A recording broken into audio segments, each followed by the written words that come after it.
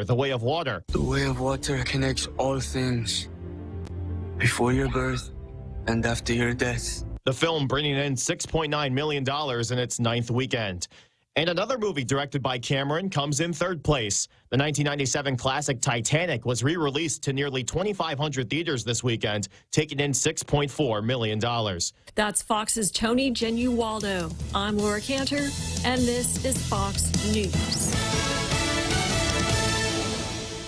Attention investors, Century 21 Realty Management is proud to present an investment opportunity you have to look at. Ladera Towers Condominium provides luxury living centrally located in Manila with access to the entire island. Ladera Towers has 3-bedroom condominium units available now. See them before they're all gone. 4-bedroom units sold out. This investment is only going to appreciate in value. Call now, Century 21 Realty Management. The number is 647-5003 or visit laderatowerguam.com or guamproperties.com. Every company needs money to grow and take on the challenges 2023 will bring. That's why Bank Pacific's commercial loan officers stand ready to help you. We offer several programs tailored to assist companies to get to the next step or perhaps for a startup, including working with SBA or GITA. Now we're banking on the future.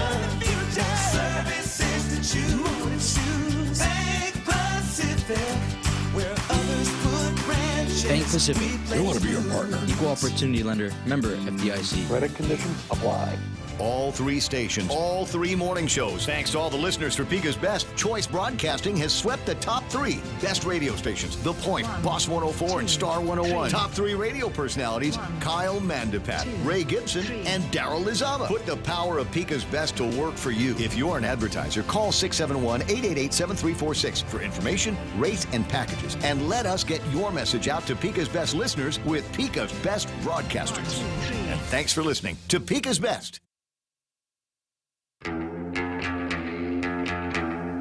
Welcome to Tall Tales with Bob Klitzkie, the only show on talk radio where common sense is a lot more common. Phone lines are now open at 888-TALK. That's 888-8255. And now, The Point proudly brings you Tall Tales with Senator Bob Klitzkie. A well-regulated militia being necessary to the security of a free state, the right of the people to keep and bear arms shall not be infringed. Well, you can tell by looking at my shirt what day of the week it is, right? It's Red Shirt Monday. It is Red Shirt Monday, and I'm wearing a nice, clean red shirt here. So, you know what is in store for us on Red Shirt Monday? We got Hope Screen Test and all the regular features of the show. So, count your blessings, you're here. So we'll go from, we'll start out with the Second Amendment, and then we'll go to Zemi Ikatni. A well-regulated militia being necessary to the security of a free state, the right of the people to keep and bear arms shall not be infringed. Yeah, no matter what. So then we head for Zemi Ikatni, and once again, Won't Parkinson. You know, for a newbie, Won't Parkinson really is getting a lot of earned media, Jose. Just hope he doesn't burn out quickly. It's only February. It's true, but you got to give him that. So here's the editorial: Second Chance. People convicted of drug felonies deserve help with food. Well, I don't like the headline.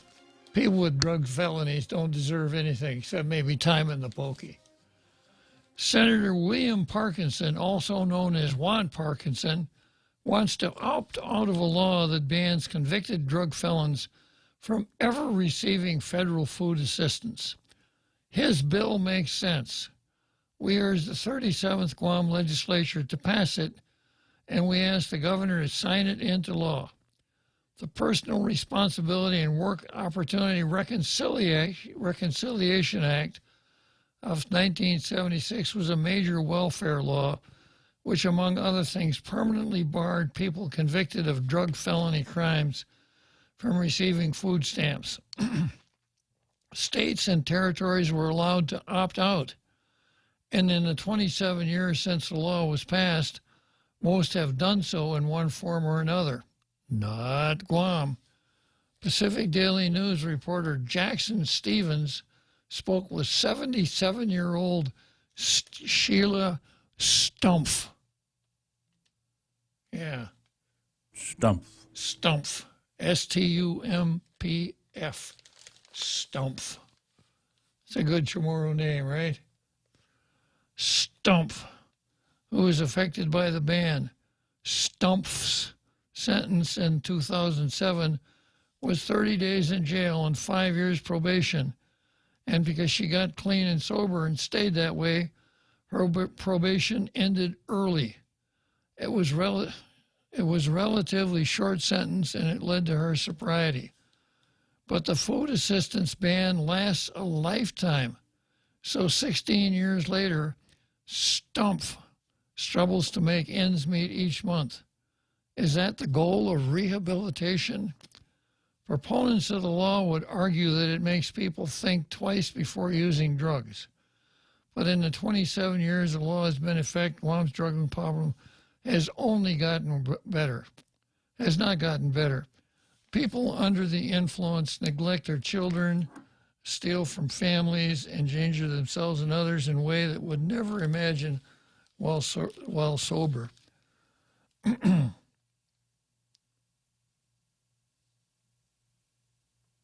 Realistically, nobody addicted to a substance is going to stop and consider the impact of their actions as they relate to federal law from the Clinton administration.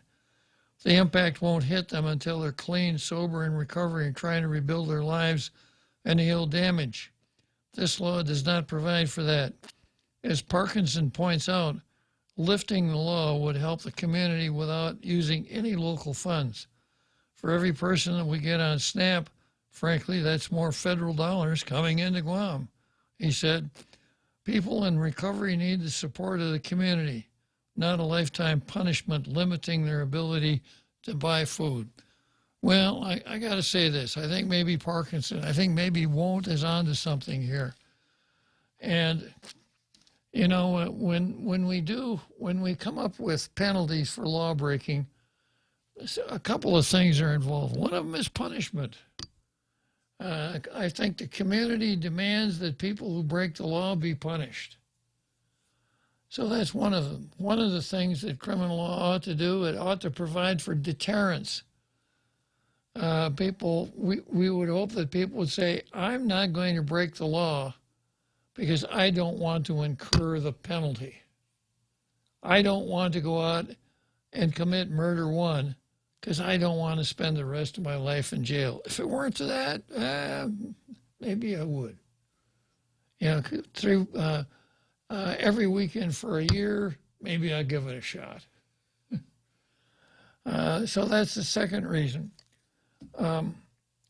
So the Daily News doesn't spell it out very clearly, but I don't think anyone who gets into the methamphetamine world thinks before he takes his first hit of methamphetamine, geez, I don't know if I should do this because if I get caught and sentenced, I'll lose food stamps for the rest of my life. That's so remote. And as the editorial points out, once people are addicted, you know, they can't even conjure up the kind of thought process that would keep them from stealing from friends and relatives and neglecting their children and all these other things. So I suspect that the lifetime loss of food stamps, or called a Quest card nowadays, has little deterrence effect, if any whatsoever. So then the second thing is, well, people who do that have to be punished. And, you know, that kind of underlies a certain thought process with all of these welfare programs that the government gets into, all of these transfer payments where tax-paying citizens pay their taxes every year, and they know that a pretty good-sized chunk of their taxes go to people that don't pay taxes at all for food stamps, Section 8, and all these other things that the governor bestows on people. And I think that there's sort of a reverse envy process there where people think, you know, if you're not going to work, if you're not going to get out and support yourself, why is it my responsibility? But if I have to do it, you better not screw up. Because if you screw up, then I want the law to take those things away. If you like Section 8 housing, you know, deal drugs in your Section 8 housing and move into your car. That's sort of a thought process. So that's something I detect in the public consciousness. But the other side of it is that if people are able to get off drugs, I suppose there's something to be said for easing their way back into a world that does not include drugs and not having enough money to buy food. You know, let's say a person gets out of jail, gets out of prison, or in this case, Ms. Stumpf gets out of jail after 30 days, probably didn't have a job, didn't have any money, so she's now out of jail, and she literally does not have a utensil in which to urinate, nor a window for defenestration processes. But every day, you know, she has this urge she's got to eat. So what is she going to do? Go out and steal a copy of Les Miserables and go somewhere and steal a loaf of bread and get pinched for stealing a loaf of bread and wind up back in jail? It's a real consideration. Now, the way the editorial is written, the way it describes the law, it's a federal law because you are talking about a federal benefit, a national benefit, and maybe it's either a go or no go. But it would seem to make a little bit more sense if the return of the food stamps is conditional. That is, that you'll get your food stamps back so long as you don't violate the terms of your probation or your parole, and so long as you agree that you will be subject to random drug tests for the next 88 years. And if you don't pass the drug test, no more food stamps. If it were structured that way, then I think it meets the three criterion that I think popped up in people's minds earlier on. There's a punishment dimension, there's a deterrence dimension, and there's kind of this reverse. You got your food stamps, but you got to go for a drug test whenever they want you to. So this is a real editorial for a change. There's another component that I'm sure it's in your mind already, because the reason why I see it is because of things I've learned from you, Bob, is the mention that, and the more recipients we have, the more money comes to Guam. See, and that is another component of federal assistance, or even this kind of assistance, that people don't take into consideration is, what is the intent of keeping people on public assistance? Right? Is it to help them lift up, or is it to keep them there because the money flows? And that's something that we have to have a discussion on. I go back and forth between the two, but there has been some correlation made between the start of public assistance and the breakdown of families. Absolutely. And that's a real thing. Well, we know that when LBJ started his Great Society, one of the fundamental programs was aid for families with dependent children. And this was, you had to have a mother and a child. And there was a means test. But if it were a mother, father, and a child, no eligibility. Yep. So if you want less of something, regulate it. If you want more of something, subsidize it. So we were, in effect, subsidizing mothers, because if you had if a mother, no father in the house and two children, you got twice as much money if there were only one. So the so-called welfare queen then would raise a crop of children to reap all of the benefits. And of course, no father, no home, no family. And a lot of folks blame some of the crime in some of our neighborhoods on fatherless families. And I certainly can identify with that. Cynical Republicans also tell you, Jose, that the reason for the federal largesse and the constant urge to expand the federal largesse is to purposely keep people dependent. Because if you purposely keep them dependent, it's much easier to keep them voting Democrat. And when LBJ came up with his Great Society, he was heard saying, you know, if I can get this here Great Society program, then we'll be voting for a Democrat for the next 200 years. And, you know, LBJ was a great politician, perhaps not the greatest humanitarian. So that's a really good point. You know, how much money, how much of our society do we want to structure around getting free, quote, free money from D.C. because people are not self-reliant and self-sufficient. And again, you know, there are polarizing viewpoints on this, but the discussion has to be made because I can see victims on both sides. Yes, sir. Especially the taxpayers. Exactly. So much for Demi Cotney. I got a couple callers already. And let's see, I've got our Carl and a guy who's probably going to say everything twice. So our Carl, you lead off, and I'm going to follow. Our Carl, you lead off. Our Carl, you lead off. Okay, Bob. Did you notice that I repeated? Yes, I did. All right. Yeah, I just wanted to chime in. I just got back off a trip, and it's not the same without Tall Tales, I'll tell you. But, yeah, I just wanted to comment about this issue.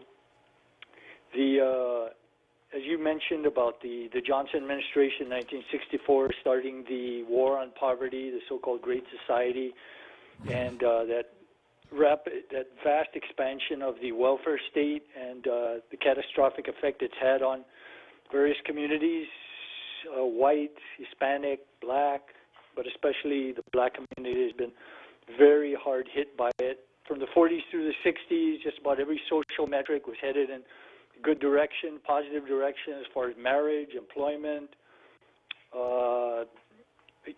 you know, just everything was, and having two-parent families, and then starting, and it was, the black families were over 70% two-parent. And after 1964, that began to reverse until today. The black community is it's over 70% single parent, usually a single mother raising children, and it's happened in other societies. In UK, there's a best-selling book written about it by a doctor writing under a pen name titled "Life at the Bottom," and the disintegration of the social fabric in Great Britain after the expansion of the welfare state. And in America, we spent, I've seen estimates running as high as $27 trillion. That's approaching our total national debt. Yeah, you know, in a while it's going to catch and it's going to pass that. So it's, you know, based on my reading of Thomas Sowell, I just wish we'd have spent a portion of that money, that vast amount of money, in helping people get human capital, you know, the work skills, helping them get the work skills, marketable work skills, and the attitudes and habits that would help them to bring value to the marketplace. And I believe we would have a very, very different picture today, but they've decided to just throw a bunch of money at it, and that is really a horrible thing to do. It just does terrible things to society, and that's what we're experiencing. Well, good points, Carl, and I can't say I disagree with anything you said for two reasons. One, I think you're correct, and second, you are the most dangerous man in the room. So let's see what Repeat is going to say twice, okay? All right, I'll keep listening. Yeah, let's hear it, Repeat. I won't repeat what Carl said, but I will repeat what I think we've had a discussion on before on this very issue. You know, Uncle Bob, I grew up on welfare and food stamps all the way till I graduated from high school. And I didn't realize till many, many years later that I was conditioned to my detriment, you know, to always look for the handout and look for what I can get for free. I remember getting my first paycheck and didn't want to spend any of it on food because my mentality at the time was that's what food stamps are for, you know? And so I had this conditioned reliance on the government, and it took me many, many years to shake it. But once I got rid of it, you know, I realized and I see that it is such a detriment to society. I know politicians, you know, either they're pandering or they genuinely feel sympathy for those who are struggling.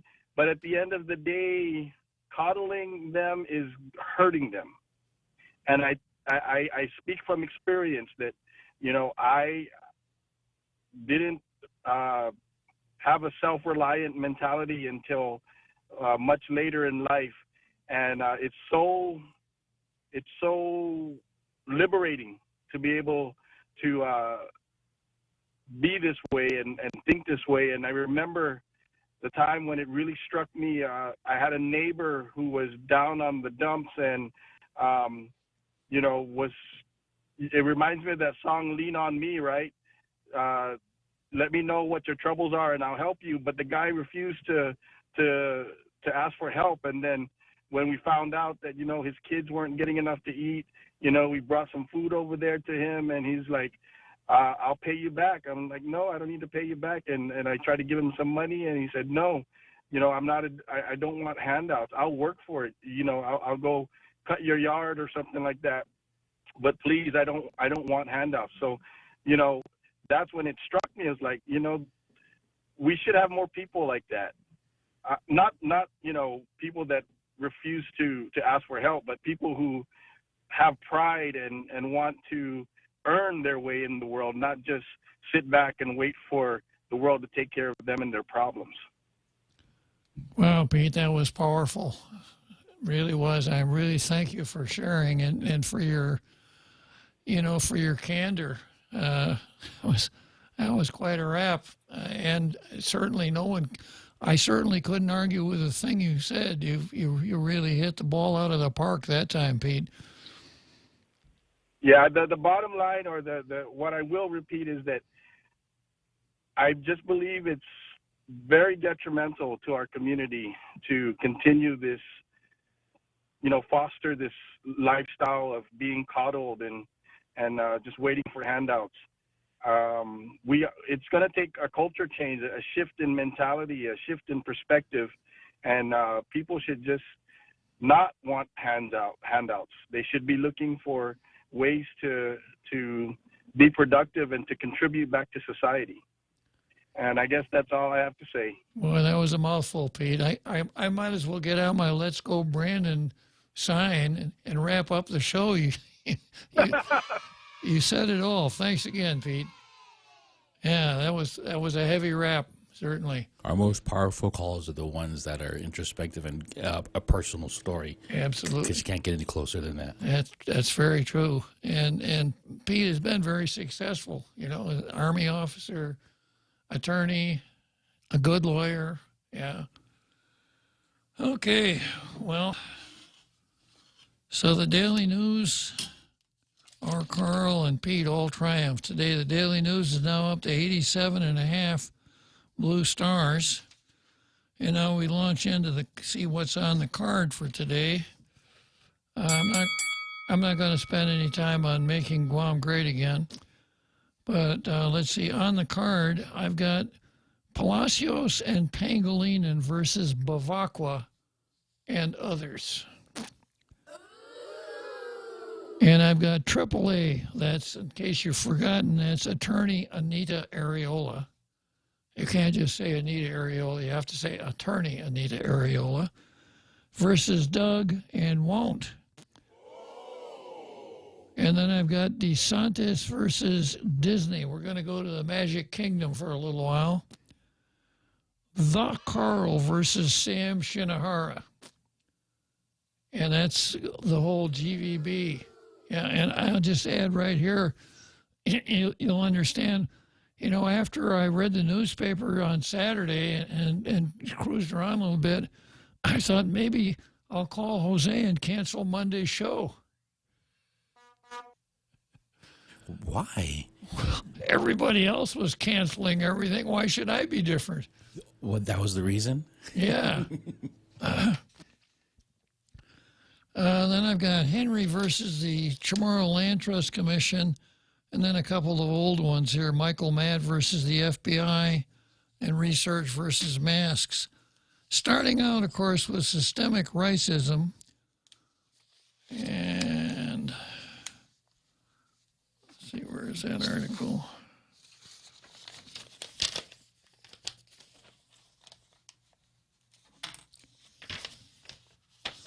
Yeah, this is a contribution from the producer, co-host of the show, Jose. And it's a pretty good article that fits right into the systemic racism window. And it's something that ran on, let's see, where did you get that? That'll be the Wall Street Journal. Wall Street Journal, yeah, one of the last newspapers going. Let's take a short break and we'll come back to the Wall Street Journal.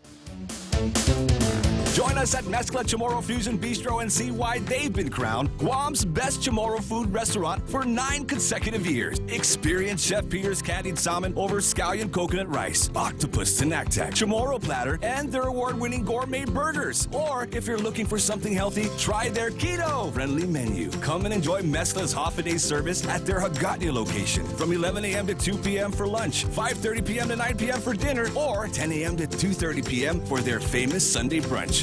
Every company needs money to grow and take on the challenges 2023 will bring. That's why Bank Pacific's commercial loan officers stand ready to help you. We offer several programs tailored to assist companies to get to the next step or perhaps for a startup, including working with SBA or GITA. Now we're banking on the future. Services to choose. Bank Pacific, where others put branches. Bank Pacific. they want to be your partner. Equal opportunity lender. Member FDIC. Credit conditions apply. Now, more Tall Tales with Bob Klitzkie. Spitting truth like watermelon seeds at a summer picnic. Call now, 888-TALK, 888-8255. Now, the title of this article is A Shameful Vote in Virginia. Virginia Democrats have hit a new low in their battle to keep Governor Glenn Youngkin from making good on his promise to give parents more say over their children's education. On Tuesday, the Democrat Senate voted to reject the governor's nominee for the State Board of Education amid nasty racial insinuations. Youngkin's nominee is Suparna Dutta, an India-born woman who co-founded the Parrots Group at Thomas Jefferson High School for Science and Technology, which we've talked about 3 or 4 times here. This is the place where the principal held back the awards for the National Honor Society so that people wouldn't feel bad. Yeah. The group accused the high school of abandoning its merit-based admission standards to reduce the number of Asian Americans admitted. Ms. Dutta is an engineer and advocate for STEM education. STEM, science, technology, engineering, mechanics. Democrats say she is unqualified to serve on the board because she has no background in education. What they mean is she dissents from progressive orthodoxy. The vote to kill her nomination came a week after a heated debate with board member Ann Holton, Senator Tim Kaine's wife. Now, if you've forgotten who Tim Kaine is, he was Hillary's running mate in 2016. It's about all you need to know about Tim Kaine. Kind of like Biden light. Yeah. The Catholic who never was. Yeah.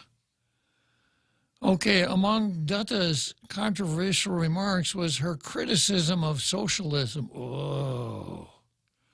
And defending the Declaration of Independence and the Constitution. And the Constitution. Whoa. Never mind that Dutta lived under socialism in India.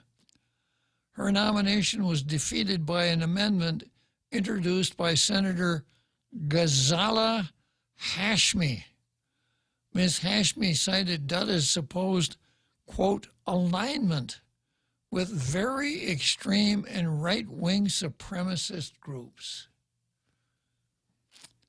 Winsome Sears slammed this smear on Twitter, noting as the state's first black lieutenant governor, she has also been labeled a white supremacist. Yeah.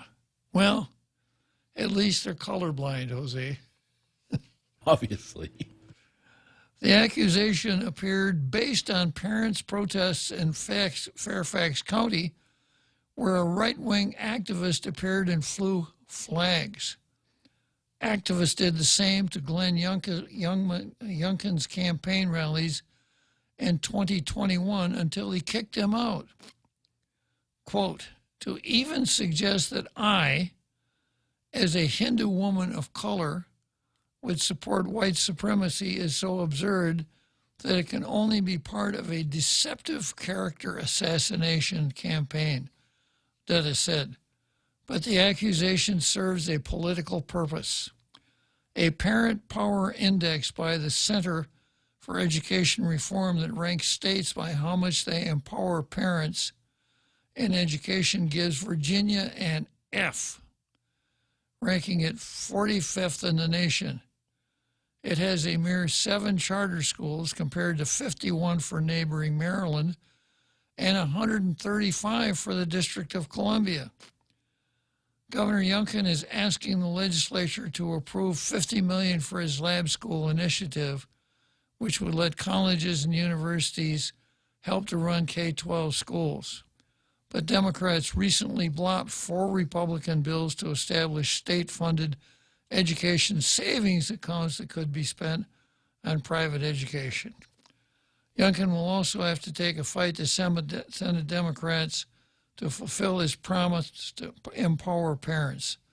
The shameful defeat of Ms. Dutta is a reminder that political opposition school is not racial diversity, but ideological conformity.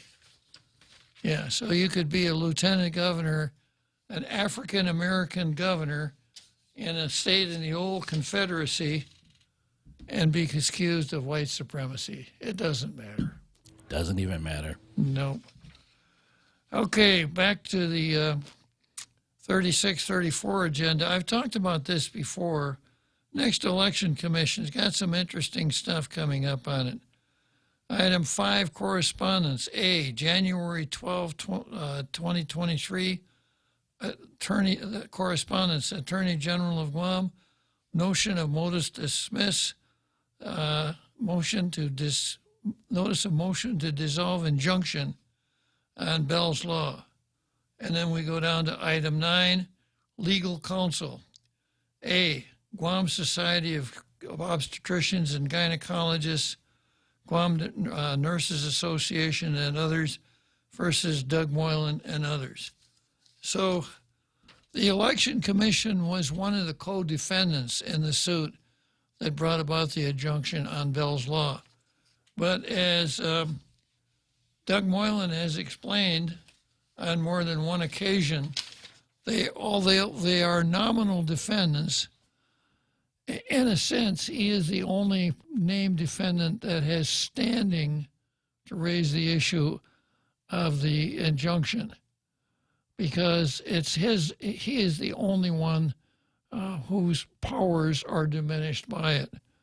But it's interesting to notice that, of course, it is on the agenda at the Election Commission, And the election commission really doesn't have to do anything. They can buy a bag of popcorn and watch whatever appears on TV and let it go at that.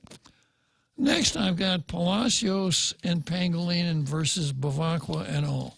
The separatists, the nationalists, etc. And Bavacqua just cannot give up. His column today talks about Spanish versus U.S. rule and how they differed. And he tries to make a point that when the Americans took over, the people of Guam, how does he phrase it?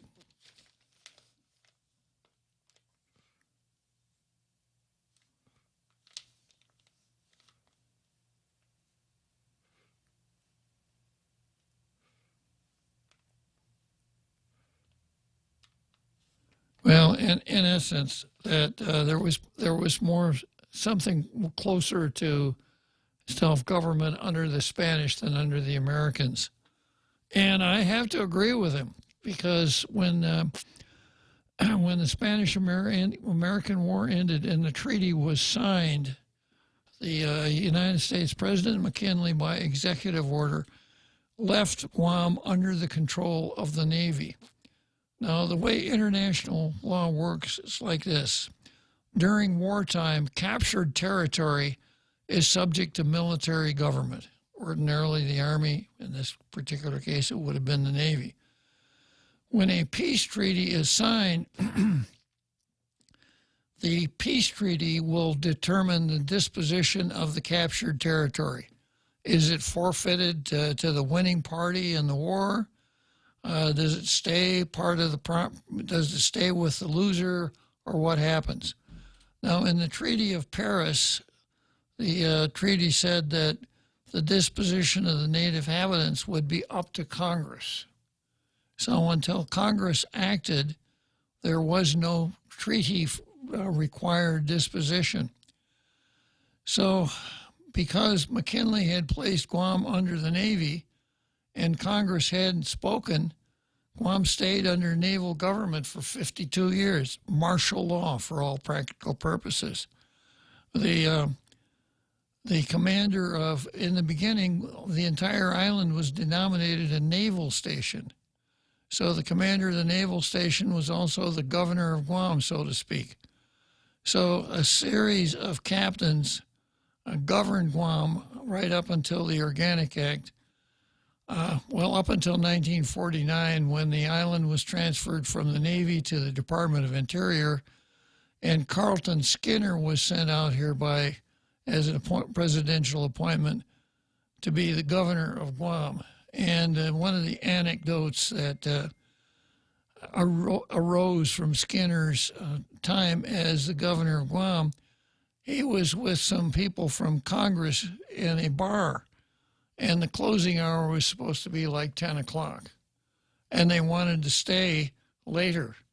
So Carlton Skinner asked the proprietor for a piece of paper and a pencil, and he wrote on the piece of paper, by order of the governor of Guam, bars may stay open tonight until 11 o'clock.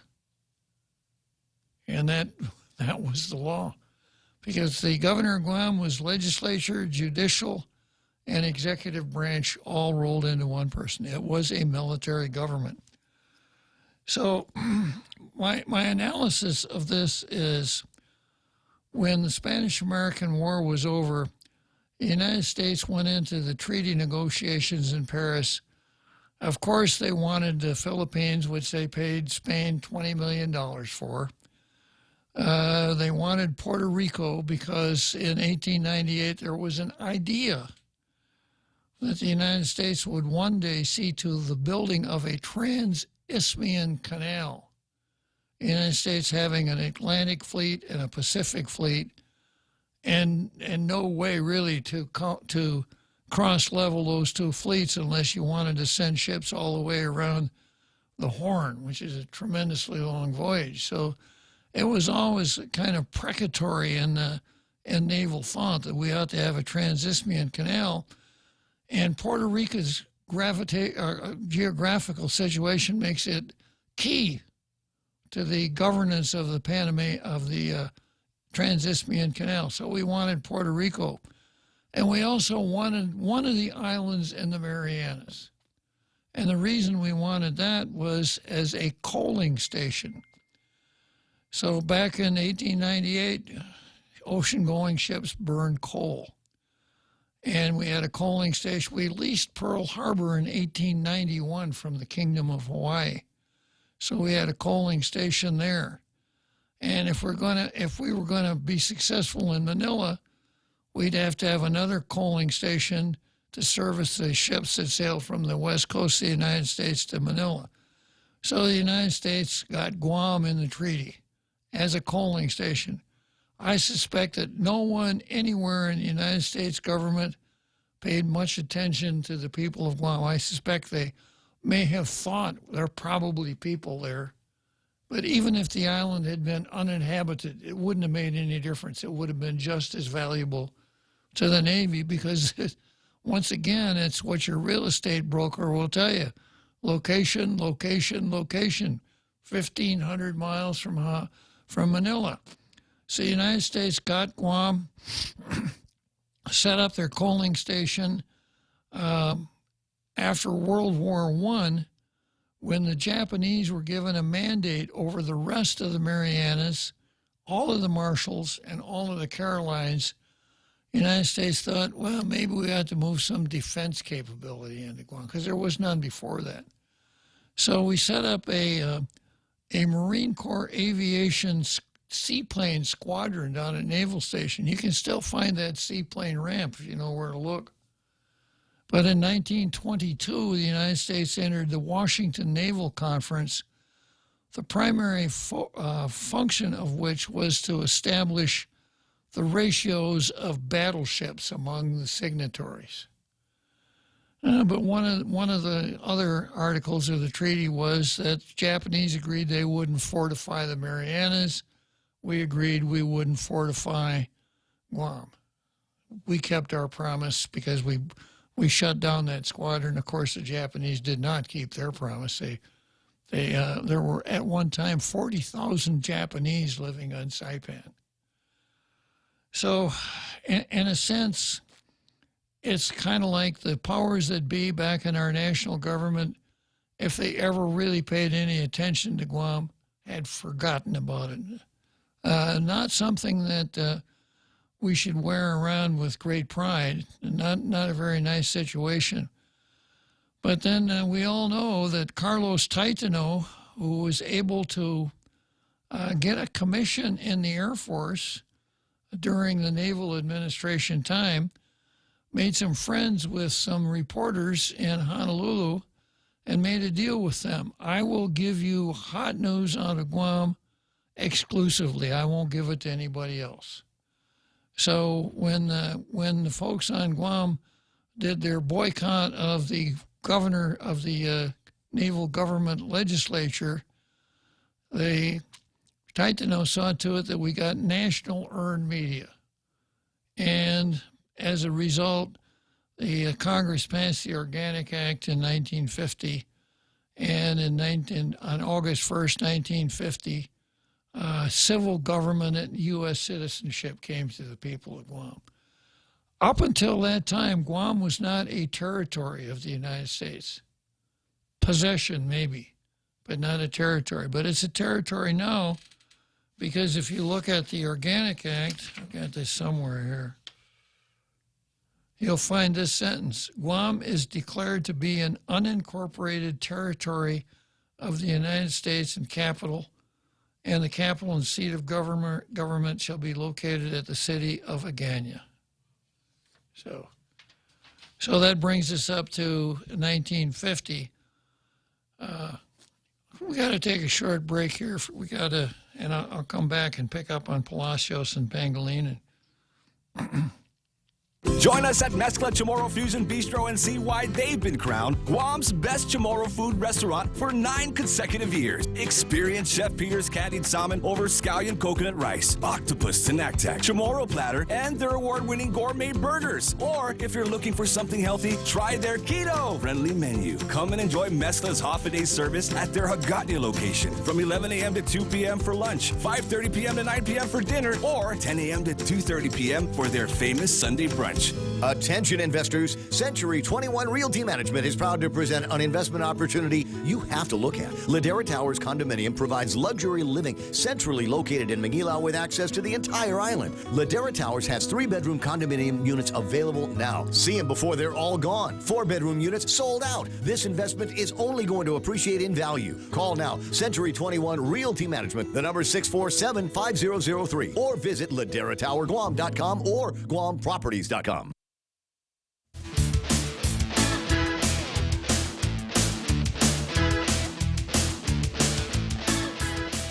Okay, so we got about 10 minutes to the big halftime show, followed by Hope Cristobal's screen test.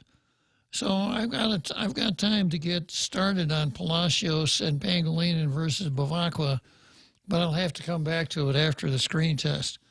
So I gave you a shorthand history of the United States and the government of Guam. You know that after 1950, we got an Organic Act. We elected our own legislature.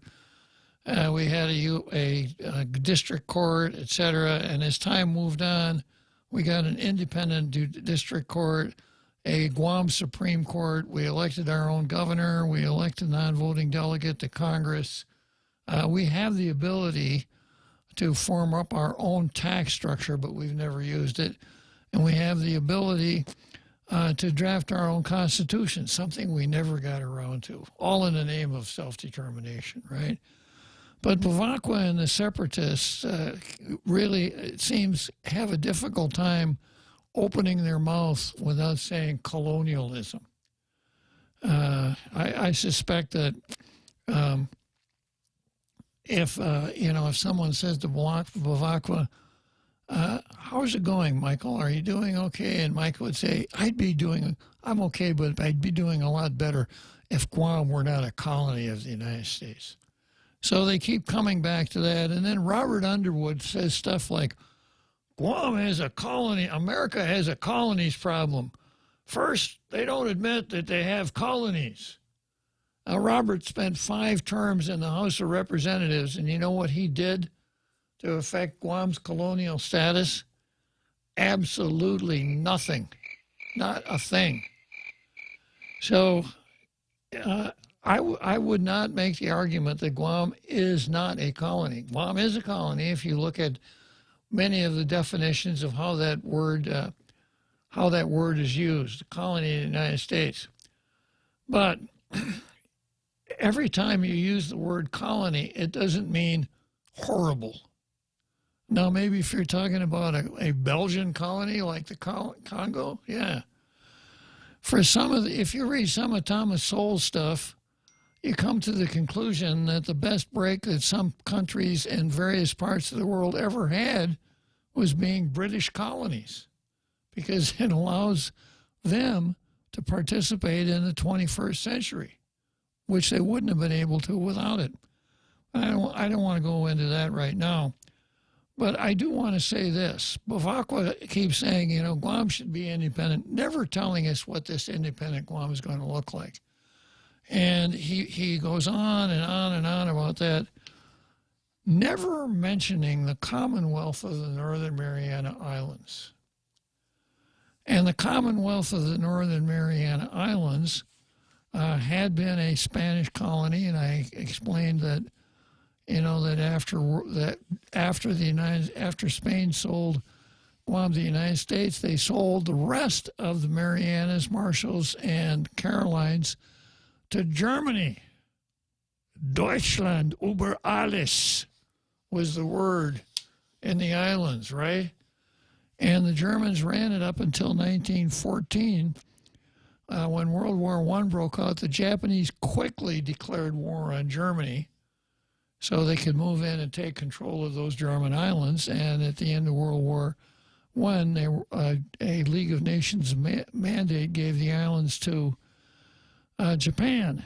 At the end of World War II, when the United Nations was formed up, all of those islands, all of the Marianas except Guam, the Marshalls and Carolines, were made into a trust territory called the Trust Territory of the Pacific Islands.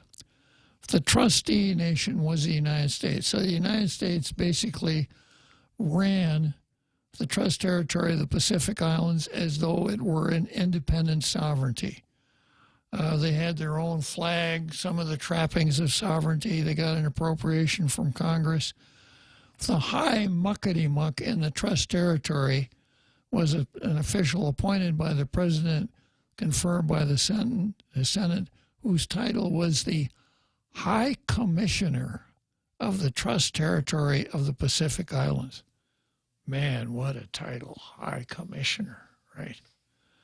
And he had his own flag. He had a flag with 6 white stars on it. That was a Trust Territory flag. There was a Trust Territory airline. Pan American ran it, but the livery was Trust Territory airline. So you could fly back and forth from here to site. You could get to all of the islands on the Trust Territory airline. The schedule, though, was not too reliable because if the High Commissioner decided that he wanted to go to Palau today, he'd take one of the planes and go to Palau, and you weren't going anywhere. So the idea of the Trust Territory was to help the islands that the United States was trustee of to prepare for some form of self-government.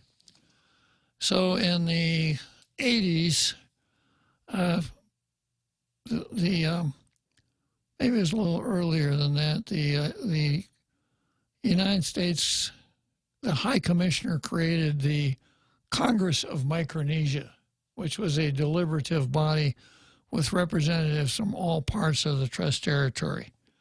And negotiations began between the Congress of Micronesia and a guy named Hayden Williams, who was a negotiator for the United States, as to what was going to happen to all of the islands in the Trust Territory. Well, we know that the Marshalls and Palau and the Carolines became independent countries. But the Northern Marianas, although they could have become a sovereign, independent country, didn't want to. Guess what they wanted to do? They wanted to be a colony of the United States. Wait, what? Yeah, that's what they wanted. They wanted to be the Northern Marianas wanted, and it was tough because the U.S. policy was all of these islands should be a single entity, and the disposition should be one single entity. But the Marianas finally were able to talk the U.S. out of that and allow the Marianas to cut their own deal. And the deal that they cut was called the Covenant between the United States and the Commonwealth of Northern Mariana Islands. It was actually the parties were the Marianas District of the Trust Territory negotiating with the national government. There was no CNMI until after the covenant was finally negotiated and approved by the president.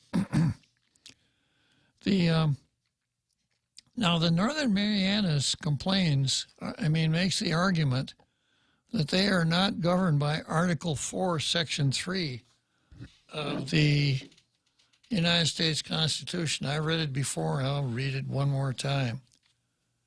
Article 4, Section 3 says,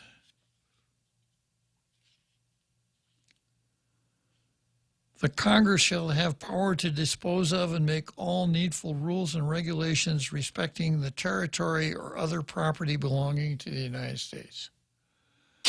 So they claim they're not subject to that the covenant is their governing document. How successful that argument will be won't be determined until various court cases arise based on that challenge. The United States tried something very similar with Puerto Rico back in 1950 when they created the Commonwealth of Puerto Rico. attempting to create an entity that had its own sovereignty.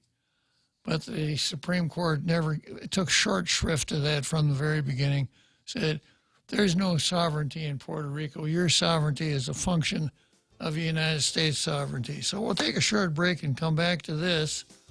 And during right after the break, we'll listen to Hope one more time. Before, let's see, I've got Andy who wants to talk about Bavacqua. Well, we'll get to you, Andy, after the Hope Cristobal show.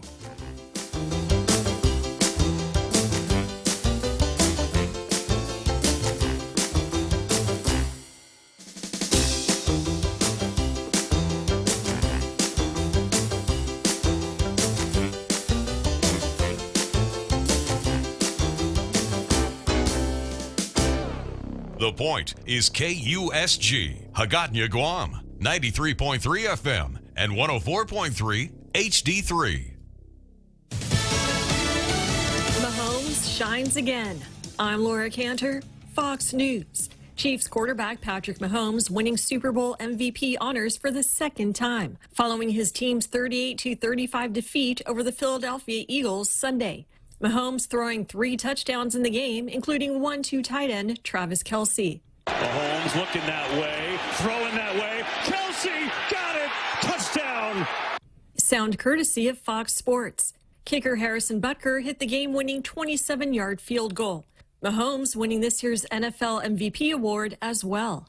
A US F-22 fighter jet shooting down an unidentified flying object over Lake Huron Sunday. It's the 4th takedown of such an object in 8 days. Pennsylvania Republican Congressman Brian Fitzpatrick tells Fox News Live that the Chinese dictator's actions are becoming increasingly concerning. President Xi has been willing to do things that his predecessors have not. Those of us on the House Intelligence Committee have been seeing this and getting briefed on, not this specifically, but the threat of the CCP for years now. But I will tell you, Arthel, this is a whole new level of aggression. It is not known yet whether Sunday's object or the objects shot down on Friday and Saturday are from China or any other country.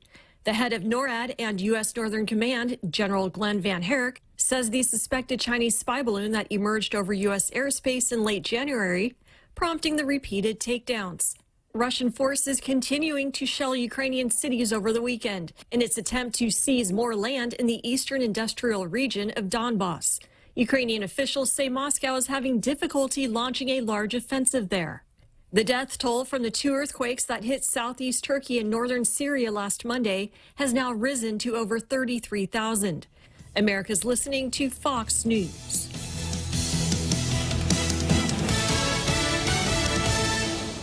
Every company needs money to grow and take on the challenges 2023 will bring. That's why Bank Pacific's commercial loan officers stand ready to help you. We offer several programs tailored to assist companies to get to the next step or perhaps for a startup, including working with SBA or GITA. Now we're banking on the future. Services to choose. Bank Pacific, where others put branches. Bank Pacific. We want to be your partner. Equal opportunity lender. Member FDIC. Credit conditions apply. Looking for a new home or that special place to spend your retirement? Century 21 Realty Management has the place for you. Ladera Towers Condominium in Manila. Luxury living you deserve. Amenities like a gourmet kitchen, a large jacuzzi tub, private lanai with a magnificent ocean view, and 24/7 security. Other amenities, large swimming pool, couple of tennis courts, 3-bedroom condo units are available right now. This is an opportunity you should look at now before they're all gone. Call us now at Century 21 Realty Management, 647-5003, or visit the website, LaderaTowerGuam.com or GuamProperties.com.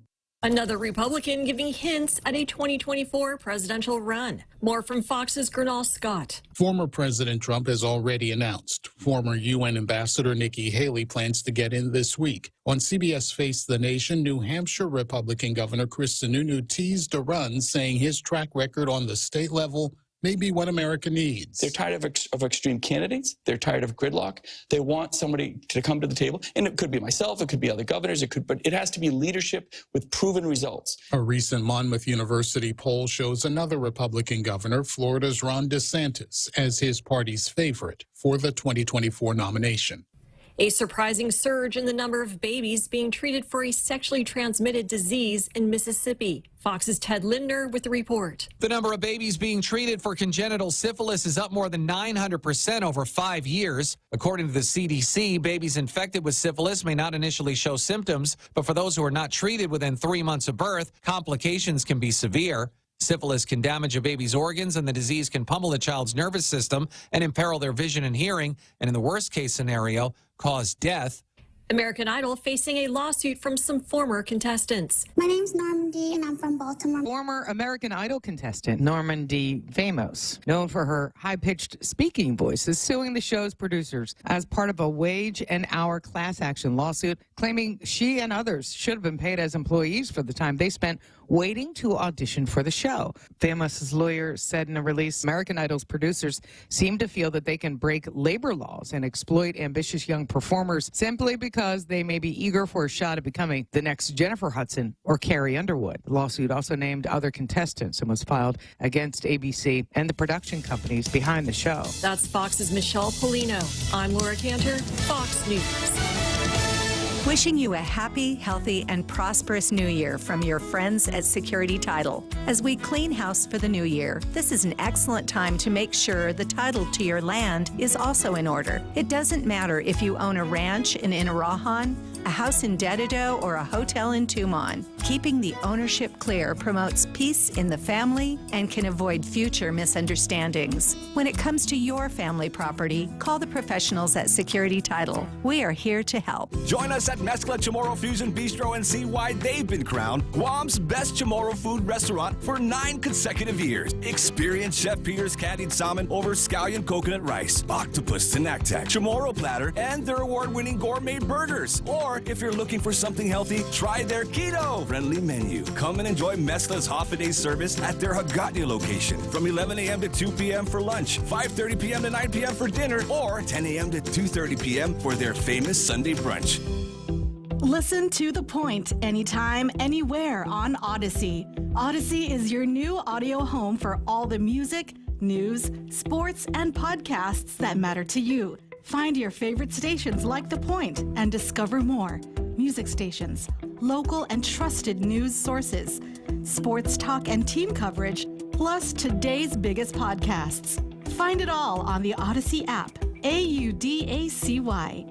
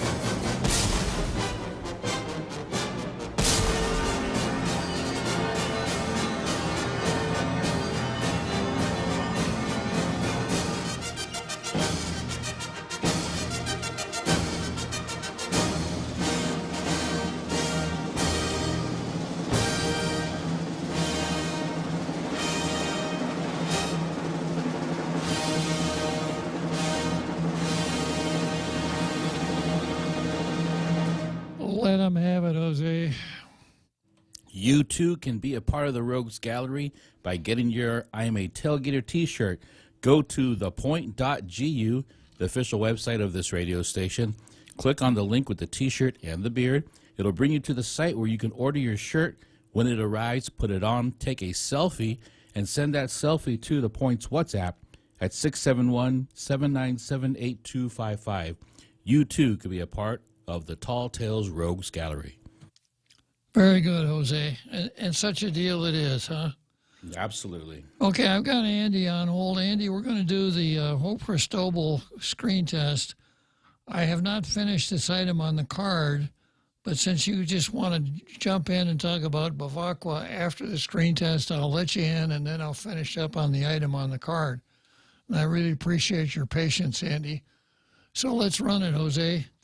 Colonizer! You're nothing but a white colonizer. That's who you are.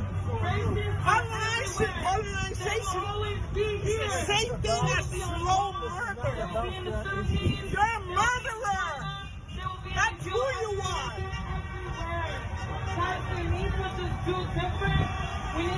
Get off my island. Sir, you need to go. You can't be policing people here and telling people how to protest and what to protest for. You need to go. You need to go. I'm against this. That's cool, but you cannot be policing people and telling them how to protest and what to advocate for. She has a right to yell. I'm an indigenous tomorrow. I have more rights here than you are. You came here because of the structures of colonialism, asshole. Tayo mamalaw how sige Jordan ni Tano. Di tau Tano how. Waho bini tau Tano. Waho bini magahoga. Waho na son na kay gitu bini. Hago taja na son mo bini. What's on you? You need to leave. You need to go. Please. You need to get out of here. Please, sponsors. Get out of here. Please, this is not your When I get a chance, go. Please. Thank you. Thank you, partners. Please. No, you cannot. What happened to him? Well, he confronted me. What did he He's say? telling me I shouldn't be here. I support Black Lives Matter. It's part of the colonialistic systemic racism. And I came here to support these people. He's a white man that has come here. And he continues the legacy of colonialism. He continues to fight people, individuals, my goodness. I'm a former senator. I authored the Commission on Decolonization. Ay, mamalo. We are proud of you, Auntie. Si Diyos malasi. Well, there you have it. I know everybody's seen it, but I've seen it I don't know how many times, but the shock never wears off. It was a mostly peaceful rally. Yeah. It just never wears off. So she is the chairperson of the Chamorro Language and Culture Committee. She is the face and voice of the Chamorro separatist movement, the whole Bavakwa clique. People that think that Guam would be much better off if it were a separate nation, separate from the United States. If that were the case, and she and Bavakwa and Underwood were the leadership of the independent Guam, can you imagine what it would be like to live here? Yeah, just replace Paul Zerzan's name with any other person's name. You need to get out of here. Exactly. You need to leave. Yeah, exactly. So, okay, let's see what Andy has to say about Bavakwa's column today. Go ahead, Andy. Hey, Bob. Thanks for taking my call. I appreciate the history lesson you gave us on Bavakwa today. It was very, very informative. I read his whole article, and I take a little bit of umbrage with a couple of very big issues, namely that the Spanish were somehow more altruistic or better colonialists than the Americans. You know, I mean, I think Bavakwa is forgetting about the presidios of ancient Spain and what they would do to the local indigenous people. He even comments about it in his article, and he says that when the Spaniards came through violence, subjugation, and forced conversion, everything was better 60 years later. That seems a little crazy to me, thinking that we're just 52 years into this experiment now, and somehow the Americans are the worst of the two. You know, I grew up in West Texas in essentially the Comanche area of the world, and it affected Texans, Mexicans, Indians, Germans. The Spaniards came and said the only way that you were going to live in our area was whether you were going to be Catholic and live on the Presidio, and we will protect you. Guess what? They didn't do that. And the same thing's happening here, and it's very telling that people like Bavakwa and the people that you just aired on that testing are essentially leadership. Where have they been? What have they been doing? Yeah, exactly, Mark. I mean, and if you look at the history of the Naval Administration, the population increased dramatically in a very short period of time after the Americans took over. because they took so important measures to improve public health, like water that didn't have any parasites in it, et cetera. I have one more statement too about that particular issue. I mean, and this is definitely not going to be very, nice to some of your listeners. They'll take offense to it maybe, but I guess maybe I am the colonizer that's come back to this island and is trying to do good. I got an education. I'm trying to fill some needs that the island has. But all I see is dysfunction almost at every governmental level. Like, I mean, when is somebody gonna take a little responsibility and say, hey, man, we really screwed that up. We can do a lot better. I mean, Lilian Guerrero's op-ed last week even talks about all the things that she's done and says, oh, we've done all these things. But yet all of those same people are in administrative roles in the same places. And those same institutions are failing. So stop with the madness, Bavakwa. Stop with the madness, and let's start talking truth and honesty. Yeah, all good points, Andy. Thank you very much for contributing. I need as much help as I can get on this one. Thanks again, Bob. Okay, yeah, all good points.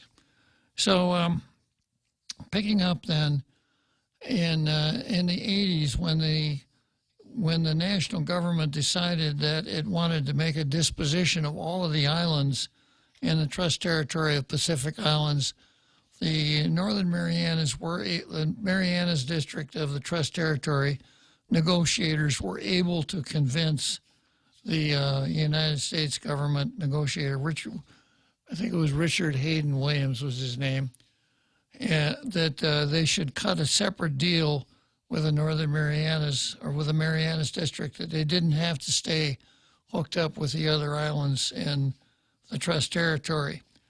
Now, the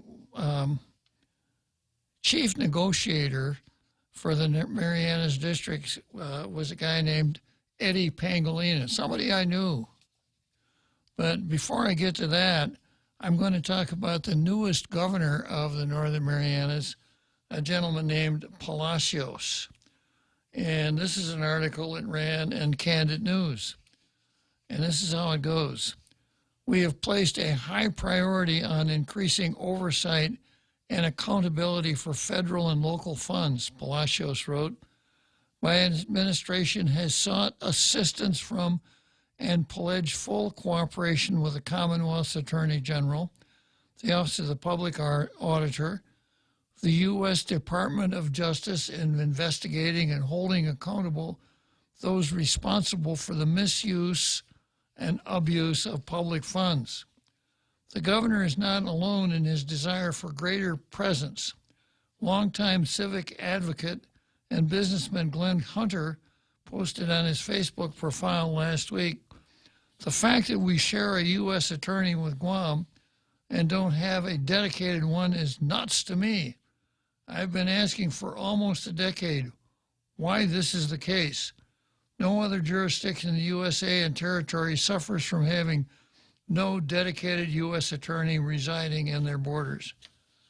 Hunter wrote, add to this that in the past couple decades we've seen our top-ranking public officials convicted of criminal acts along with so many other questionable acts by government officials. Representative Ed Probst, who's in the Northern Marianas House, takes the local scrutiny of the Justice Department a step further. The congressman 3 days ago lamenting his exasperation over lack of federal action against federal crimes and corruptions. And he goes on to say, Probst is not alone in his criticism of seeming lackadaisical behavior of federal agents in Saipan. They're always drinking at Godfathers, another member of the Commonwealth Legislature told Candid on condition we do not publish his name. Godfathers is a bar federal agents frequent, reportedly even during working hours. If you want to file a complaint that someone committed a federal crime, go to Godfathers or turn it into a paper airplane and throw it in the fire, etc. Another issue raised by sources is the suspicion of federal agents colluding with corrupt government officials, especially in the wake of former agents allegedly working for the former governor and his family or otherwise benefiting from the Torres administration. Governor Palacios, however, is keeping his hope in the integrity of the federal criminal justice system and the local justice system now that Torres is out of power. My administration is revisiting recommendations put forth during the Fiscal Response Summit held in the Marianas. He wrote to U.S. senators. The summit is funded and facilitated by Interior and brought together a wide range of community members from across the public and private sectors. These included various proposed measures to improve government efficiency, reduce costs, and raise revenues, etc. So the folks in the Northern Marianas, the new governor, wants more federal government involved. He wants them to be more vigorous. You know, whatever happened to this, you know, stay in your own lane stuff. Now, there is a really strange situation where the United States, there is one district. There are 93 districts in the United States. And Wisconsin, as an example, has two.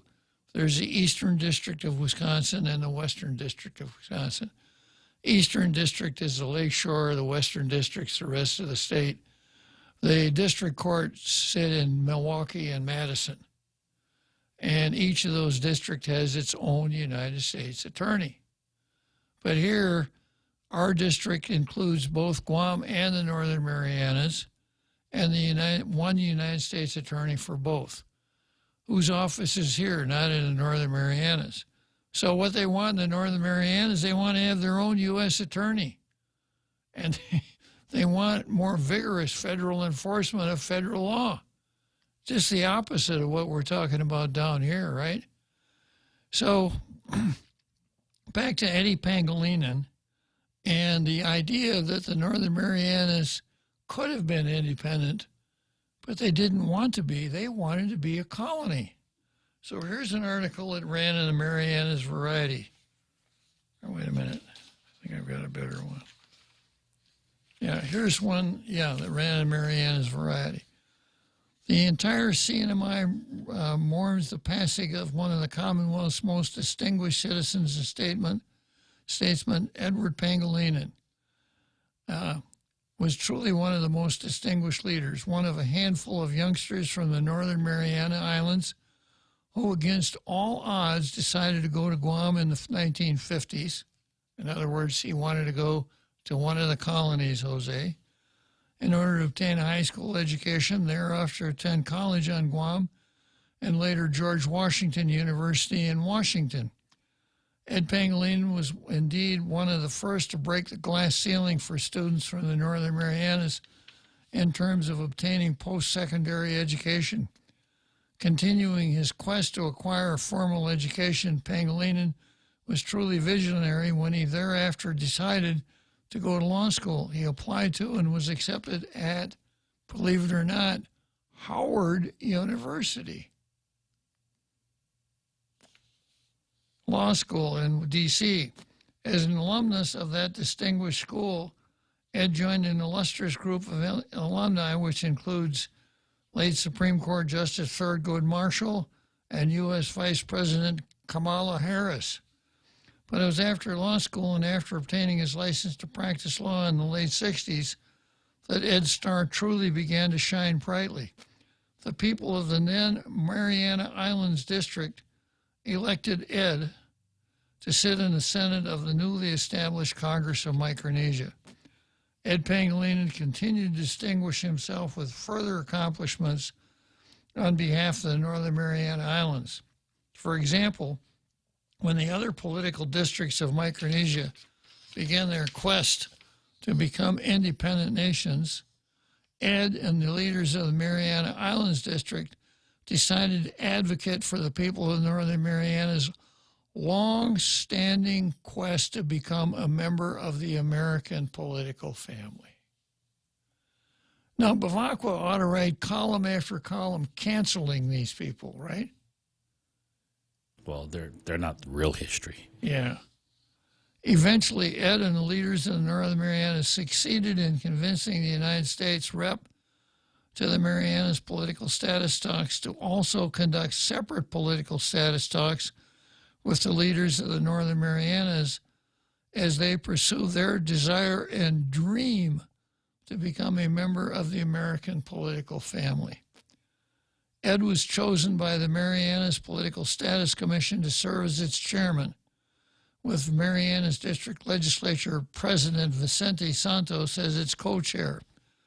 Composed of members of the community from both political parties, the Marianas Political Status Commission began separate political status discussions with Ambassador Franklin Hayden Williams, the U.S. President's personal representative to the status talks.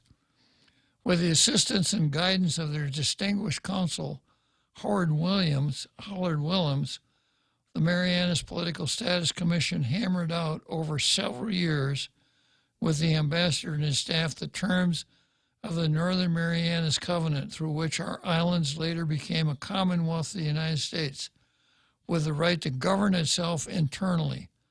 Under terms of the covenant, the United States agreed not to exercise Congress plenary powers over the territories under the Territorial Clause with respect to the Northern Marianas. As a result, the CNMI is the only non-state member of the American political family that is not under the so-called plenary powers of Congress.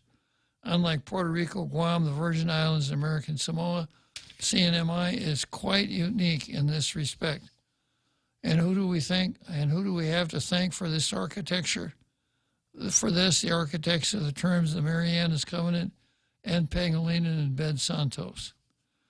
So then I also have an article that ran in a publication called Legacy, and it talks a little bit more in terms of Eddie Pangilinan. He is served by his wife Dulce Catbunton Pangilinan, his wife of 58 years. Now, here's something really interesting. His son Michael and his wife Emma, daughter Jenny, son Joseph and wife Jackie, son James and his wife, etc., Susanna.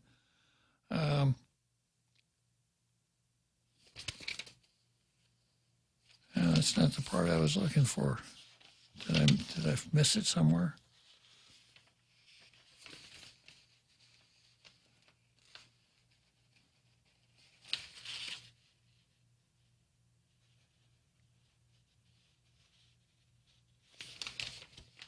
I guess I didn't bring the right article along.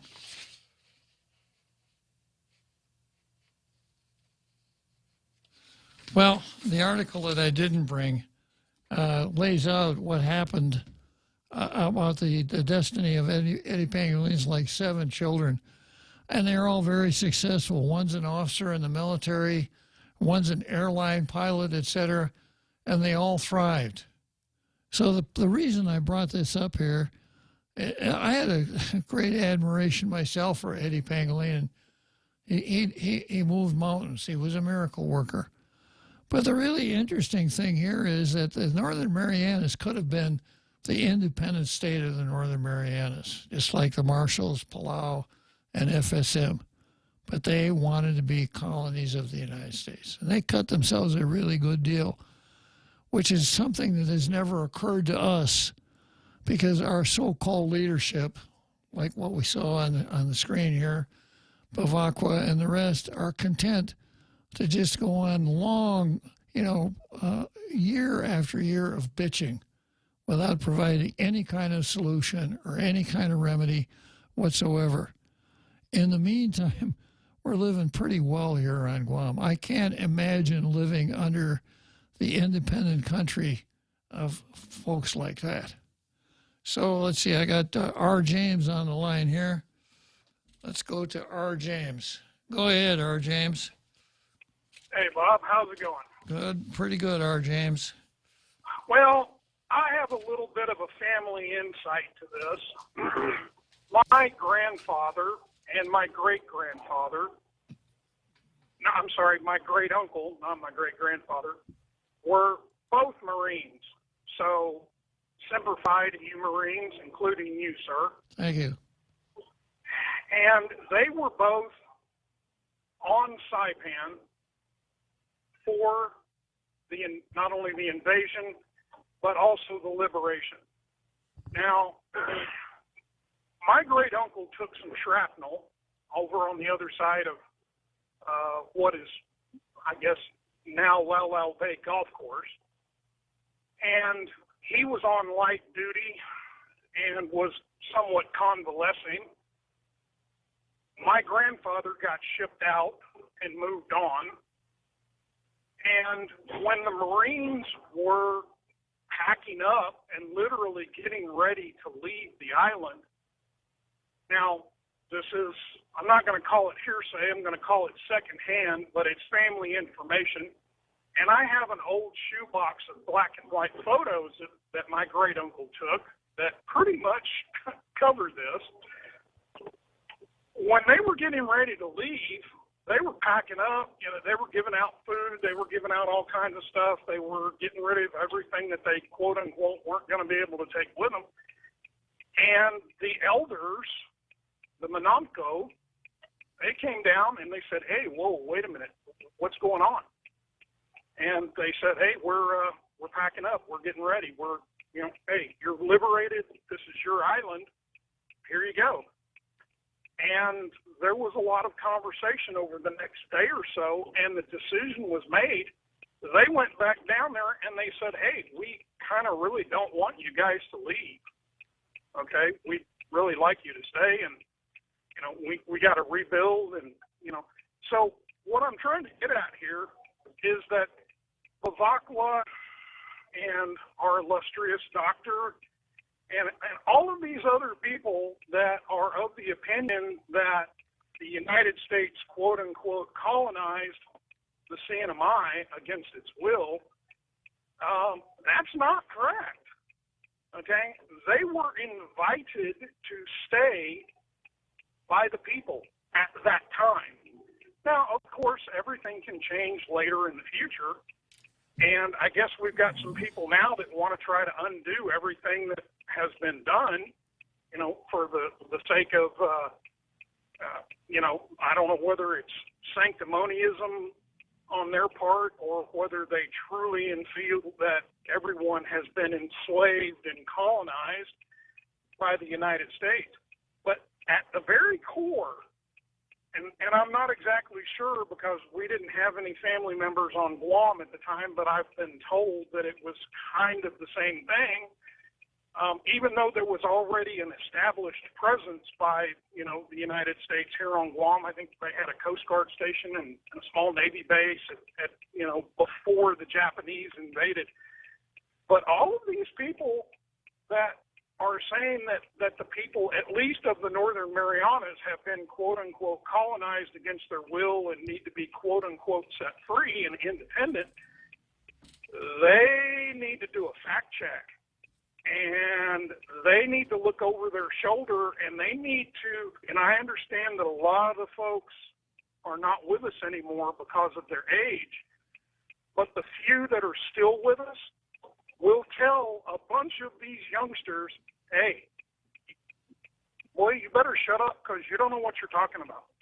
All right? Because those are the exact words that I heard all my life as a child and a young man. You weren't here. You don't know what happened. You don't know the situation. And you better just, be quiet your mouth because you're talking and you don't understand what you're talking about. So I think a lot of these people need to fall back, regroup, and take a look at the actualities of history and what the people wanted at that time versus their identity politics of today. So I wanted to share that with everybody. It's a good explanation. Thank you very much, R. James. I think you hit the nail right on the head. So R. James has a talent for that, doesn't he? Okay, so time for Wrigley Field. Let's head for Wrigley Field. Join us at Mezcla Chamorro Fusion Bistro and see why they've been crowned Guam's best Chamorro food restaurant for 9 consecutive years. Experience Chef Peter's candied salmon over scallion coconut rice, octopus tinactac, Chamorro platter, and their award-winning gourmet burgers. Or if you're looking for something healthy, try their keto-friendly menu. Come and enjoy Mezcla's half-a-day service at their Hagåtña location from 11 a.m. to 2 p.m. for lunch, 5:30 p.m. to 9 p.m. for dinner, or 10 a.m. to 2:30 p.m. for their famous Sunday brunch.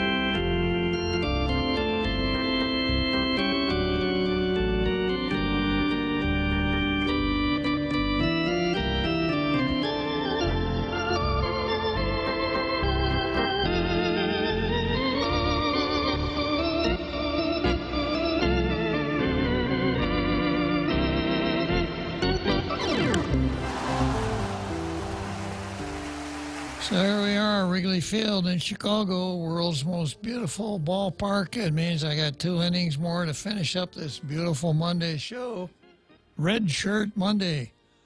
Next item on the card is AAA versus Doug. AAA, of course, is attorney Anita Areola. And we're also going to work Want into this before we're finished. So here's how it ran in the Post. Local abortion ban is, quote, just outrageous, said protester. Just outrageous. Now, I got a feeling that this protester is not from Agate, where there are an abundance of rageouses, or he or she wouldn't have said that. At least 50 supporters of women's reproductive rights gathered in a peaceful protest across the street from the office of the Attorney General in Tamuning in an attempt to get a message across to Attorney Douglas Moylan, AG Douglas Moylan, that they oppose a local ban on abortions he is seeking to reinstate. Moylan has submitted a motion to lift an injunction, judicial injunction, on a 30-year-old ban, which was never repealed by lawmakers. Once again, you got a reporter who doesn't know what he's writing about. Attempted to lift a judicial injunction on a 30-year-old ban on a statute which was never repealed, but they left out one of the key words there. The good news is he can run for Senate. Yeah. According to some of the protesters, removing the ban takes away women's rights. The ITC intersection that fronts the AG's office was filled with protesters waving banners and posters, each championing to keep the injunction in place as Moylan's motion to vacate would essentially make the abortion ban enforceable. The law grants little exception to criminal charges, including not allowing victims of rape or incest to receive an abortion. I already see where this guy is coming from, right? Women's reproductive rights. He's got the vocabulary down pat. It's a move in the wrong direction in the pursuit of freedom, according to protesters such as Anita Areola, a local attorney. Quote, we totally disagree with it, and we believe it's really hypocritical for him, meaning Moylan, to come out on one hand and he said he believes in a woman's right to decide for herself what to do with her body, but at the same time trying to enforce one of the most restrictive bans in the country. Now, I got to stop here for a moment. And I got to teach a little lesson in political reality. And that's this. When politicians make errors for some time, occasionally, they say the wrong thing, or they say the right thing at the wrong time, or the wrong thing at the wrong time. and it impairs their ability, it impairs their effectiveness. Now, if you are a public official, if you're running for office or you hold office, what you want to do is you want to remember the old Abraham Lincoln slogan saying that I think I brought back here.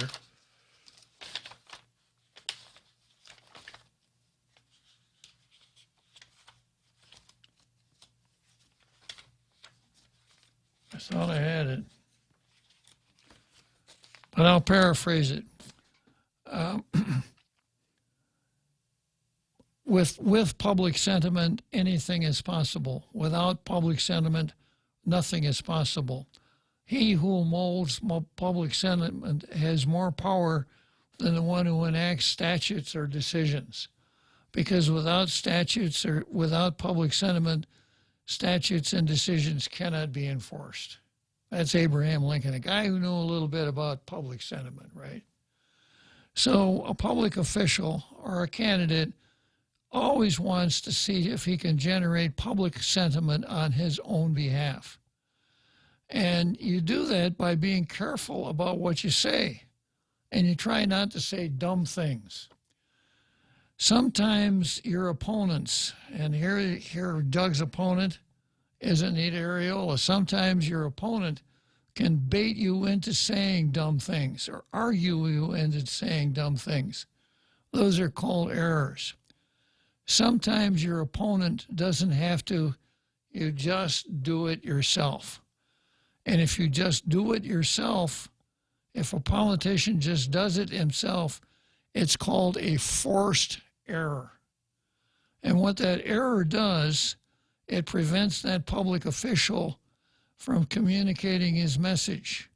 Because going back to public sentiment again, a public official who has some degree of credibility, who has a message that resonates with the public, who gets his message out, is going to mold public sentiment. Doug has a reasonable degree of credibility. That's how he got elected. His message was the toughest fighter on crime. That was one of them. The other one was, I will do my job as the Attorney General, People's Attorney General, not just do stuff that I want to do and not do stuff I don't want to do, unlike the last guy. That's an important part of his message, right? And early on in this whole abortion thing, I'm not going to say anything about the morality of abortion. I'm just going to say this. There's a statute on the books. A state or a territorial attorney general's job is to defend the statutes of his state. That's what I'm going to do. That's what he said. But then I think it was last week he came along and said, but if it were up to me, I'd let the women decide. Classic example of a forced error. He gained absolutely nothing there. He armed his opponents. He armed all the anti-abortion folks who can now come along and say, it's really hypocritical of Doug to come out on one hand and say he believes in a woman's right to decide for herself what to do with her body, but at the same time trying to enforce one of the most restrictive abortion bans in the country. And I think I relayed my disdain for that to you, and I started questioning this intent and motivation. Exactly. Which is exactly what happened here. Yep, exactly. And it won't be the end of it. You know, you'll probably see this on signs. So if you're a public official, you don't want people talking about your hypocrisy. But this is a classic example of hypocrisy. The facts, man, just the fact. The old Joe Friday. This isn't about me. It's about the law, and my job as your attorney general. Even if I hate the statute, I'm going to enforce it because that's what my job is. But then he comes along. Was he pandering to the females, trying to look like a nice guy? Who knows? But classic example of a forced error. So Areola goes on and says, no one seems to be asking him to do it or clamming for an abortion ban to be imposed on Guam women and Guam people, but he's doing it on his own. It gets worse. And again, to me, this is just another attempt at electioneering on his part and grabbing headlines. So electioneering, let's see, I'm going to enforce the statute, so the anti-aborts will like that. But then I'll say, if it were up to me, I'd let the women decide. So you get the pro-abort. No, what you do, the old saying, Jose, the old saying is, when the man who metaphorically sits on the fence has people throwing stones at him from both sides. And that's exactly where Doug has positioned him on this one here. Sad to say. Areola said the protest organized by Famalawan Rights was held because abortion is health care, and to do an abortion ban and impose an abortion ban on people of Guam is just outrageous. Areola is very familiar with the abortion debate and has seen firsthand how the local ban can impact the island community. My entire life, I've practiced public interest law in San Francisco back in the 80s, and I also have a lot of friends from the 70s who had to have an abortion off island or had to keep an unwanted pregnancy. She said, the idea that we're not going to go back to that day is a false one. We can't be complacent. We have to constantly be on guard and be vigilant with our rights. If we don't do it, who's going to do it for us? So once again, the bias of the reporter here, this is not part of the story. You know, what Anita Areola experienced in the 1970s. Not at all. Not part of the story. You know, for me, the hypocrisy of Moylan's statements or the jumbling of his position gets the spotlight because those are easy, low-hanging fruit. But how come this reporter doesn't get into the hypocrisy of somebody crying, women's rights, we're individuals, we have a choice, at the same time not talking about the life taken away from an individual who is not given that choice as well. Yeah. That's a stark hypocrisy, but they don't want to talk about that. And it's very interesting how abortion terminates a life, and they will never put that in the article. Yeah. Yeah, talk about unwanted pregnancies. That's really a horrible result. And then Anita goes on and says, we don't want Moylan or the legislature or anyone telling us what to do with our own bodies. This is her way of saying, you're not the boss of me. When speaking to the Post, Areola was critical of the U.S. Supreme Court, which reversed decades-old legal precedent protecting a woman's right under the Constitution to have an abortion. I wonder if she wrote this and then handed it to him and said, put your byline on this. If it was PNC, I would have said yes. Yeah. Right. It's unbelievable to me in this day and age we have a court that would be so willing to reverse a woman's right to privacy and a right to self-autonomy on the basis of their political and social views and not on anybody else's, Areola said. This, again, it's not even close to being part of this story. Those who stood in protest opposing the AG's motion did so for various reasons, such as personally having dealt with a hard decision to undergo an abortion or knowing someone who was faced with a difficult choice. But for a number of those the Post spoke with, it boiled down to human rights. Example again. Uh-huh. They keep saying human rights. Yeah. Except they keep forgetting something. But you're right. If they're going to put this in the article, I'll continue to talk about it the way I'm talking about it, but it has nothing to do with the injunction. No.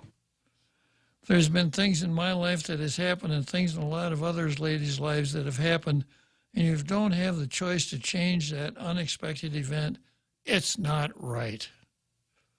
And the men just get to walk away and nothing. Alicia Tulis, a protester, said. Yeah. I believe that women deserve to have their rights, and having any of them taken away is ridiculous. I don't understand why are we still fighting about this. I love it when people say, oh, you guys are for death. No, I'm still pro-life. I'm just also pro-choice. Talk about hypocrisy, huh? But, you know, obviously this reporter, anybody want to come in here that has already made up his mind and is very pro-abortion, I want to interview you for this story. Meanwhile, another protester who didn't wish to be named said, I believe that everyone should have a choice, and it's not right to take away, especially a woman's right to do what they want with their body. I believe that some were for good, and they were all choices to make, and I stood by all of them, whether they were pro-choice or pro-life. I stand with everyone, except the helpless, innocent humans whose lives will be taken, all in the name of a woman's autonomy. Enacted in 1990, Bell's Law bans abortions at all stages of pregnancy and imposes potential criminal liabilities on women who obtain or seek an abortion. Moreover, the ban also would make it a crime to solicit a person to an abortion. The abortion ban was deemed determined unconstitutional shortly after its passage. Case law at the time protected abortions as a constitutional right under the landmark U.S. Supreme Court case Roe v. Wade. And the latest landmark case involving abortion, Dobbs v. Jackson's Women's Health Organization. The nation's high court reversed its earlier decisions, allowing states and territories to more freely regulate abortion, including the imposition of bans on the practice. Post-file state. They finally got to what the article's about. Yeah. Now that Roe has been overruled, the OAG has argued the First Amendment is not a legal basis to enjoin the enforcement of the anti-abortion. That's it.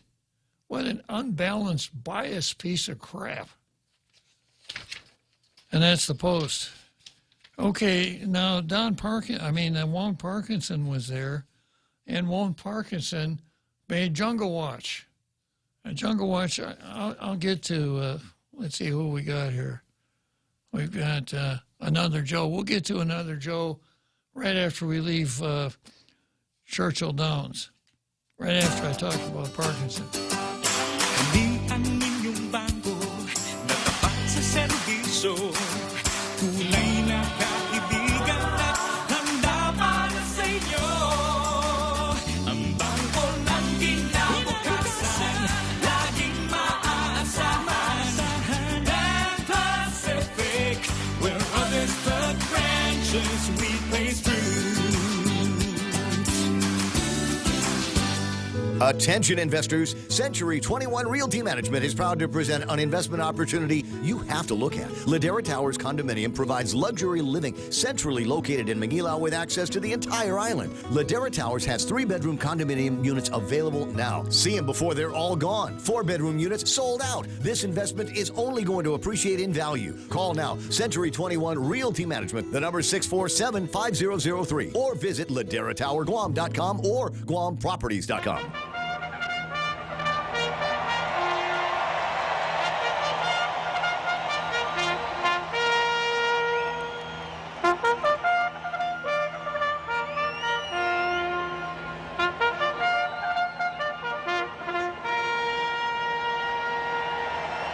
So here we are at Churchill Downs, Louisville, Kentucky, 6 furlongs, and I'll be crossing the finish line at the end of this episode of Tall Tales. I'm going to get to another Joe just as soon as I take a shot at Wong Parkinson. Actually, not me. It's Jungle Watch, and this is what Jungle Watch said about Wong Parkinson. Parkinson is a coward. Guam Daily Post news story shows a picture of Senator Parkinson joining the protest against Attorney General Doug Moylan, who recently filed papers with the District Court of Guam to remove the injunction on Bell's Law. What a joke! Parkinson is the one person on that sidewalk who actually has the power and the authority to make Moylan's action entirely moot. As a sitting senator, Parkinson can and should introduce a bill to make abortion as legal as he and his abortion buddies want it to be. But Parkinson is a coward. which is why he would rather stand on a sidewalk and wave. Yeah, he could introduce a bill that would repeal Bell's law, and once that, if he can get 8 people to vote for it, we know where our governor is. She'll sign it, and Moylan's case is over. It's moot. There's no case or controversy anymore. But he's got to take his directions from the ACLU, and he hasn't gotten done with his demagoguery yet.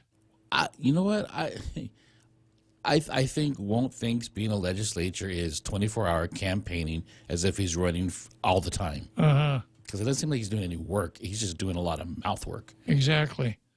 Yeah, so if he were to introduce that bill and it passed, then he wouldn't be able to get the earned media that he got. He wouldn't be able to get his picture in the paper and all the rest of it. But if that's how strongly you feel, and you ran to be for the legislature for a reason, Tim's exactly right. What's holding you back? Anybody can stand on a corner. Yeah.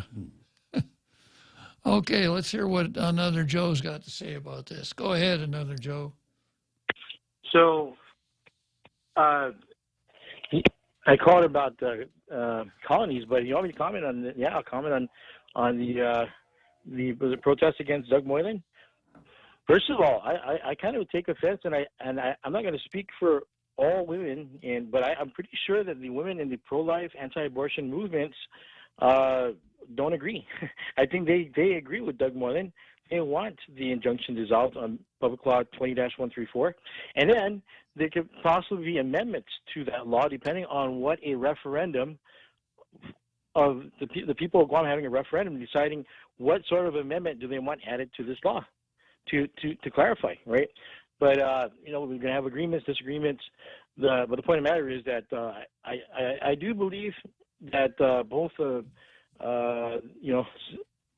Parkinson and Areola, Areola, I think that they're wrong, and I think that obviously she's ignoring her fellow women who are in the pro-life, anti-abortion movement, who are out there protesting to save little unborn babies, because she's saying no one wants Doug Moylan to do this. So I challenge her to say that there are no women in the pro-life, anti-abortion movement. I want to see what happens. I want to see her come out and say there are no women who agree with Doug Moylan. I think she's conveniently leaving that out, and someone needs to call her out. I think in that sense, I have no problem with women's comment that we need women leaders to come out and call Viola Areola. So you don't speak for me, Miss Pro-Abortion Choice. We're pro-life, anti-abortion. So having said that, I do want to touch on the if you don't mind, on the colony thing. Go ahead. Okay, so as far as the colony goes, I wonder how these separatists would feel how they do feel about this eminent domain of a gang area. Do they agree or disagree? That'd be very telling to see whose side they are on and whose side the whoever is interested in this, whatever plans they have for Agana, whether it's Agana eminent domain issue, which the senators allowed to lapse into law. There's something about that, and only Senator Joanne Brown is commenting on it. No one else seems to want to comment on it. There's something about that, Uncle Bob. I don't know what to think about that, but so transparency. I think we need more comments on that. And as far as as colonies go, like you said, colony isn't necessarily synonymous for bad, or I forget what word you used. But yeah, colonies. Horrible. Horrible. It's not only synonymous for horrible. If you get, like you said before, if you get rid of the unincorporated territory status, say goodbye to the Section 30 money. Then what? What industry do you think that we have? Because you're going to go with your hand out, and your hand out to where? Well, who has money in this part of Asia? China. So do you agree with communist Chinese? Do you think they're going to treat us well? I doubt it. So they need to think really carefully about where do you think we're going to go with these attitudes and movements.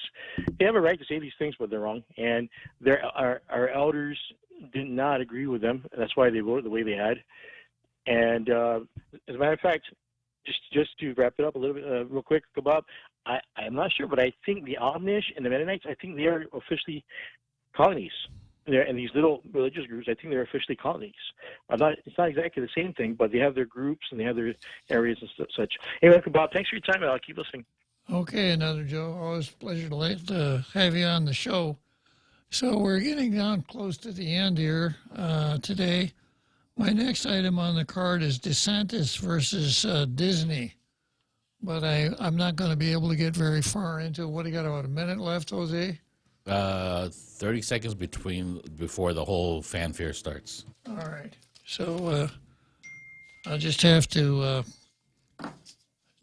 one more time talk about abortion, where we are, and what Doug Moylan is doing makes sense, even if he didn't in that particular soundbite, right? And whatever side of the spectrum you're on, what he's doing helps both sides, because then it finally brings it to what they want. Prove which side of the pendulum people are at on this island. It leaves the choice back to the states, back to the local people, and not the federal government. But I don't think they hear that because they're too busy listening to the noise of abortion is good. I think you're right, Jose. Time for me to say goodbye to our president. Let's go, Brandon.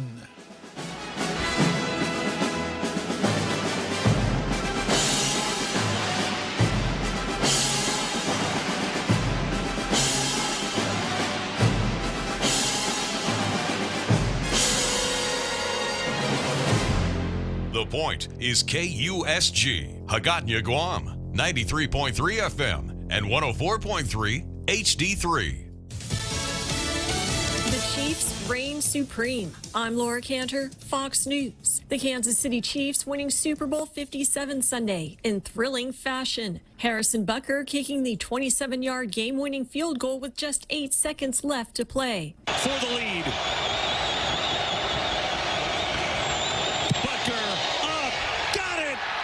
Sound courtesy of Fox Sports. The Chiefs defeating the Philadelphia Eagles 38-35 at State Farm Stadium in Glendale, Arizona. Quarterback Patrick Mahomes throwing 3 touchdowns in the game and was named Super Bowl MVP. After the game, Eagles fans gathering in the streets of Philadelphia where they yelled obscenities and climbed poles under a heavy police presence. U.S. forces shooting down an unidentified object hovering over Lake Huron Sunday, the 4th such incident in 8 days. They're passed in proximity to sensitive DoD sites, and the altitude that they were flying could be a hazard to civilian aviation and thus raise concerns. Assistant Secretary of Defense Melissa Dalton. Recovery efforts still taking place following last Monday's 2 earthquakes in Turkey and neighboring Syria. Fox's Greg Palcott reports. The charge made shoddy construction and local corruption led to unnecessary deaths. Turkish officials detained 134 suspects. Small consolation to relatives of victims, including Bashir Ginji, who lost his brother and his brother's family. Are you angry? Are you mad? Very I'm angry, but it's don't mean for my family because they are died. There is enough blame to go around here. The national government is also faulted. The death toll has now passed 33,000. America's listening to Fox News.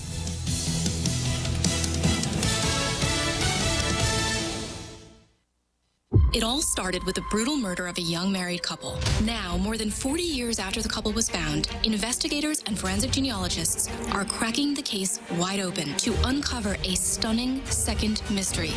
Where's the baby? I said, well, wait, he had a baby? We cross the country speaking with victims' families and those close to the case as we ask, what about Holly? I just want to know what happened. Available on FoxNewsPodcasts.com and wherever you listen to your favorite podcasts.